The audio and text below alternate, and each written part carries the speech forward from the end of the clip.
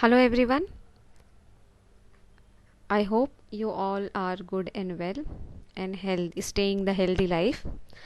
Well, today I'm going to start your new chapter of SY BCom, that is piecemeal distribution of cash. This is SY BCom SEM 3 chapter, and this is belongs to accountancy and financial management.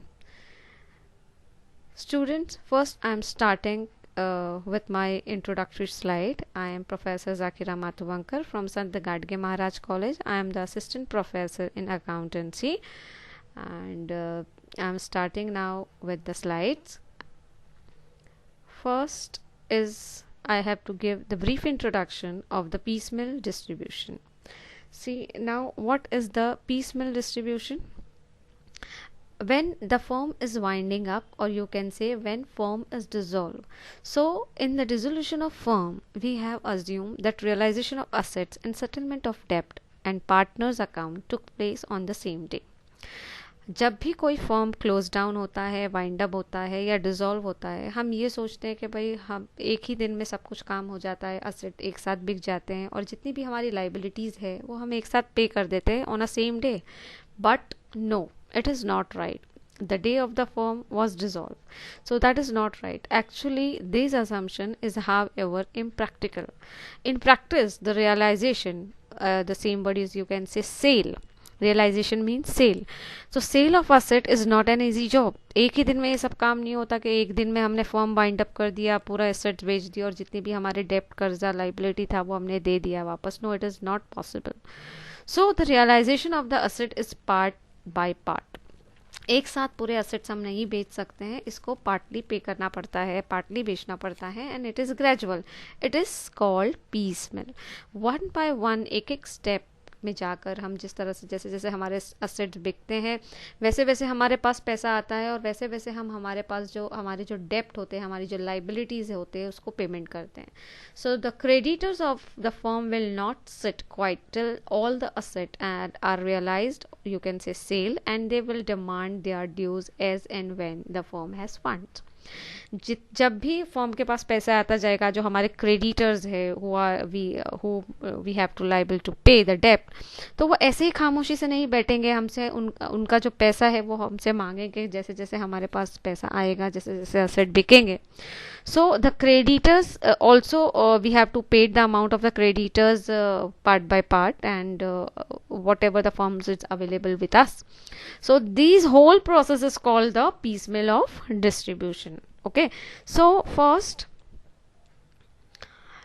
what is the classification of the liability? देखिए liabilities forms के पास जैसे assets होते हैं वैसे liabilities होती है. हमको liabilities जो है पूरे असेट्स बेचकर उसके बाद जो है हमको लाइबिलिटीज़ पे करनी पड़ती है. हमारे पास जितना कैश इन हैंड होता है हम उतना पहले पे करते हैं, लेकिन और इतना सारा पैसा कहाँ से लाए, तो फर्म क्या करते हैं, अपने असेट्स बेचते हैं और उसके बाद वन बाय वन लाइबिलिटीज़ देते हैं. ये एक सिंपल प्रोसीजर है. मैं अगर आपको कनेक्ट करूँ रियल लाइफ से, तो अगर आपके ऊपर किसी का कर्ज है तो आप पहले सपोज बाहर वालों का भी कर्ज होगा और घर वालों का भी होगा. सो अगर आपके ऊपर ऐसे कर्ज है या लाइबिलिटी है, so what you have to do, first we have to pay the outside the liabilities, and then whatever your insider liabilities afterward. So same process we have to follow in business. See, liabilities, there are two types of liabilities: external liability, then second is your internal liability, that is external internal, that is a two type, and the third one more liability, that is your capital accounts of a partner. Capital means, see, we are doing the partnership form concern of the piecemeal distribution. So the third one is your partnership. Okay, so these are the three liability: external, internal, and the capital accounts. Okay, next, what is the external liability? जो external apart from the business और किन किन की जो liabilities है हमको first we have to pay. First is called a preferential liability, and preferential liability consists, first is your realization expense, second is your government dues. What do you mean by, first I have to explain what is a realization expenses. Realization expenses means when we are selling our asset, when we are winding up of a business. अगर हम कोई भी चीज़ बेचते हैं और एक नई चीज़ की शुरुआत करते हैं या पुरानी चीज़ हम वाइंड अप करते हैं, तो ऑफ कोर्स उसके अंदर भी हमको कुछ पैसा स्पेंड करना पड़ता है.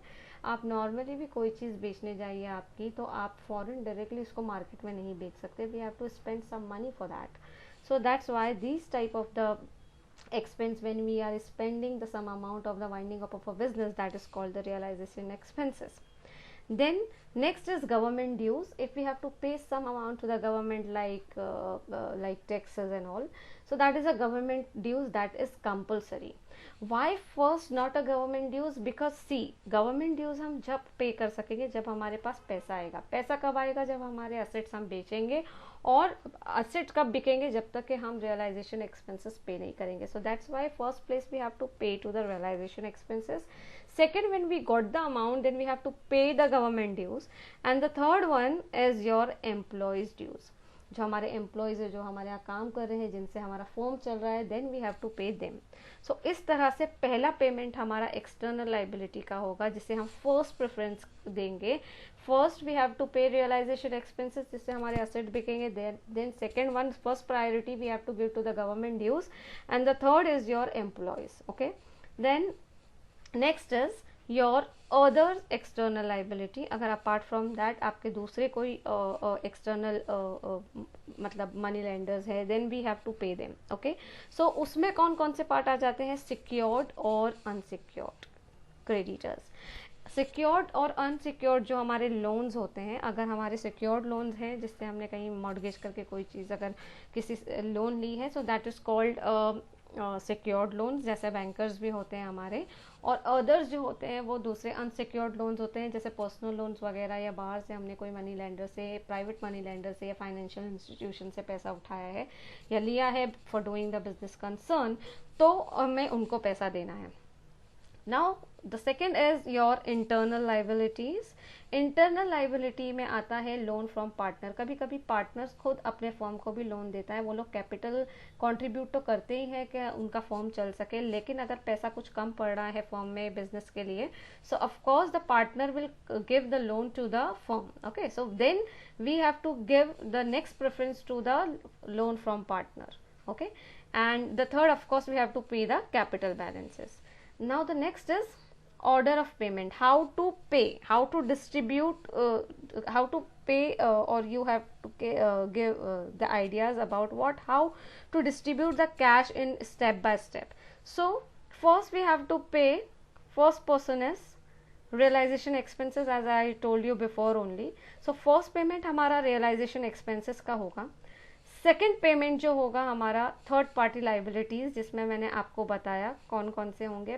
थर्ड पेमेंट लाइबिलिटी में आते हैं हमारे secure creditors, then preferential creditors, third unsecured creditors, and the fourth one is contingent creditors. Okay, so हमारा रियलाइजेशन एक्सपेंसेस के बाद third party of course government dues तो होगा ही, साथ में सिक्योर्ड, प्रेफरेंशियल, अनसिक्योर्ड क्रेडिटर्स और कॉन्टीजेंट क्रेडिटर्स होंगे. थर्ड पेमेंट जो होगा हमारा पार्टनर्स लोन होगा, जैसे मैंने अभी आपको बताया. We have to give the third payment to the partners loan. और फोर्थ पेमेंट होगा आपका कंटीजेंट लाइबिलिटी. अगर कोई अनसर्टेनिटी अराइव हो जाती है और इमीडिएटली हमको पेमेंट करना है, then we have to give that. अगर वो नहीं है तो उसके बाद फिफ्थ पेमेंट आपका होगा पार्टनर्स कैपिटल. फिर जब सबका पैसा दे दिया, जो पैसा बचेगा वो पार्टनर्स लेंगे अपने according to the profit sharing ratio. Okay, now what is a proportionate capital method, which is very important. हर एक सम में आपको प्रोपोर्शनेट कैपिटल मेथड कैलकुलेट करना पड़ेगा. And why so? This method is also known as excess capital method, highest relative capital method, or quotient method. Under this method, the excess capital contributed by the partners with the reference to their profit sharing ratio is determined. इस method के जरिए पता कर सकते हैं कि कौन से पार्टनर ने कितना कैपिटल कंट्रीब्यूट ज़्यादा किया है according to their profit sharing ratio. ऐसे बहुत सारे पार्टनर होते हैं जो पैसा ज़्यादा लगाते हैं, शेयर भी ज़्यादा लगा लेते हैं या कम शेयर लेते हैं. तो इट्स डिपेंड, वेरिएशंस काफ़ी होते हैं. पार्टनर्स, अगर 3 पार्टनर है उसमें से कई 2 पार्टनर ने ज़्यादा पैसा लगाया है मगर शेयर कम ले रहा है, तो देखा जाए तो वो अपना एक्सेस कैपिटल दे रहा है. तो रूल्स ये कहते हैं कि भाई अगर आप ज़्यादा पैसा लगा रहे हो तो आप क्या करिए, ज़्यादा शेयर लीजिए। लेकिन कभी कभी शेयर कम भी लिया जाता है, क्योंकि कुछ पार्टनर ऐसे डिमांड करते हैं कि भाई हम पैसा लगाते हैं मगर हम काम इतना नहीं देंगे या टाइम इतना नहीं देंगे। सो ये भी पॉसिबल है, दैट्स वाई ये लोग क्या करते हैं, थोड़ा प्रॉफिट कम लेते हैं। तो दैट इज़ द एक्चुअली उनके बीच में जो भी म्यूचुअल अंडरस्टैंडिंग के थ्रू हुआ है उस हिसाब से ये लोग करते हैं। सो इससे हमको पता चलता है इस कैलकुलेशन से कि कौन से पार्टनर ने ज़्यादा पैसा लगाया है according to their profit sharing ratio. And we have seen above that proceed of asset realized cannot be distributed in profit sharing ratio if the capital balance are not in a profit sharing ratio. So that's why it is necessary we have to find out कि किसने कितना पैसा ज़्यादा लगाया है। जैसे जैसे हमारे पास असेट का पैसा आता जाएगा हम वो एक्सेस कैपिटल जो है पार्टनर्स को देंगे। So this method is applicable to bring the capital in a profit sharing ratio, ताकि हम कैपिटल को भी उनके प्रॉफिट शेयरिंग रेशियो में लाएं और उनके एक्सेस कैपिटल जो ज़्यादा पैसा लगाया है वो हम उनको दे सकें। Okay, so the excess capital contributed by the partner over and above his proportionate capital with reference to his share of profit is paid off first. So that is the method. इस method से जो भी excess capital रहेगा हम partners को पहले दे देंगे और फिर हम maintain करेंगे उनका capital account profit sharing ratio के through and then we have to pay the amount. Okay, so what is the procedure for that? पहले क्या प्रोसीजर है प्रोपोर्शनेट कैपिटल फाइंड आउट करने का? पहले जो है एक्चुअल कैपिटल ऑल पार्टनर्स लिखा जाता है, उसके अंदर ऐड किया जाता है रिजर्व और प्रॉफिट्स, और जितने भी लॉसेस है उसको लेस किया जाता है। After that we have to divide the partner capital by the profit sharing ratio, जिससे हमको यूनिट वैल्यूज मिलती हैं। जब हमारे पास यूनिट वैल्यूज आ जाती है तब we have to see what is the smaller amount.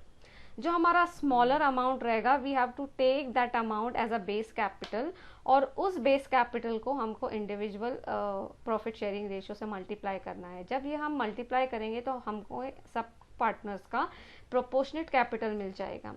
जब प्रोपोर्शनेट कैपिटल आ जाएगा, this proportionate capital we have to deduct from the actual capital, जो हमारा एक्चुअल कैपिटल था उससे। सो जब ये वैल्यू आ जाएगी माइनस करने के बाद, जब हम डिडक्ट करेंगे तो हमें एक्चुअली एक्सेस कैपिटल मिलेगा विच इज कॉल्ड इनिशियल और सरप्लस कैपिटल। सो इस तरह से हमारा फर्स्ट इनिशियल आ जाएगा। तो हम जो है यहाँ पर तीनों पार्टनर्स को, अगर 3 पार्टनर्स हैं सो 1 पार्टनर को जो है हम रिमेनिंग 2 और मोर पार्टनर से कंपेयर कर सकते हैं by this method. So this is the 5th step के यहाँ पर आपका इनिशियल कैपिटल आ जाएगा। If there is a surplus capital not in a profit sharing ratio then go to the next step. अगर हमारे पास 3 पार्टनर है और फिर भी हमारा कैपिटल प्रॉफिट शेयरिंग रेशियो में नहीं आता है तो ये जितना भी प्रोसीजर है हम वापस रिवाइज करेंगे। Again we have to divide the values by the profit sharing ratio, फिर अगेन हम प्रोपोर्शनेट कैपिटल कैलकुलेट करेंगे और फिर एक्सेस कैपिटल करेंगे। तो पहले इनिशियल कैपिटल से हम तीनों का कंपैरिजन करेंगे और नेक्स्ट लास्ट में जो रिमेनिंग 2 पार्टनर्स बचेंगे या रिमेनिंग जो पार्टनर्स बचेंगे हम ये प्रोसीजर करेंगे, जिससे हमें पता चलेगा। सो जितने पार्टनर्स होंगे उतनी बार जो है ये प्रोसेस रिपीट होगा। अगर 3 पार्टनर होंगे तो 2 बार, 4 पार्टनर होंगे तो 3 बार। सो इस तरह से ये प्रोसीजर रिपीट होता है और according to that we can easily calculate your proportionate capital. Okay, so these are the methods when we are calculating the proportionate capital। मैंने आपको बताया piecemeal distribution actually है क्या। the piecemeal distribution is what? The piecemeal distribution actually nothing but when we are winding up the business we have to pay our debt through by selling our assets. Okay, and first we have to pay the realization expenses, then we have to pay the outsider liability, then inside internal liabilities, and next is the partners capital। Partners capital के बाद हमको ये बहुत ज़रूरी है जानना कि भाई पेमेंट किस वे में होती है। मैंने आपको 5 मेथड्स बताए पेमेंट के। After that I show you how to calculate the proportionate capital. Proportionate capital इसके लिए कैलकुलेट किया जाता है ताकि हमको पता चले कि कौन से पार्टनर का एक्सेस कैपिटल है, किसने ज़्यादा कंट्रीब्यूट किया है और शेयर जो है प्रॉपर नहीं ले रहा है। अगर उनका ज़्यादा contribution है according to the profit sharing ratio, so we have to calculate the excess capital and first we have to pay them that excess capital, और ताकि हम जो है उस excess capital को पे करने के बाद हमारा जो profit sharing ratio में हमारा capital balance आ जाए, ताकि हम हमारे पार्टनर्स को अब पेमेंट जो है उनके प्रॉफिट शेयरिंग रेशियो के थ्रू कर सके। So by this thing we start your calculation in your piecemeal distribution. This is the introductory PPT presentation what I gave you to give you the whole idea about the piecemeal distribution. I hope you will get understand. If you have any doubt in any slide or any explanation, please write in a comment box. Thank you for listening. Have a good day. Have a nice time. Bye everyone.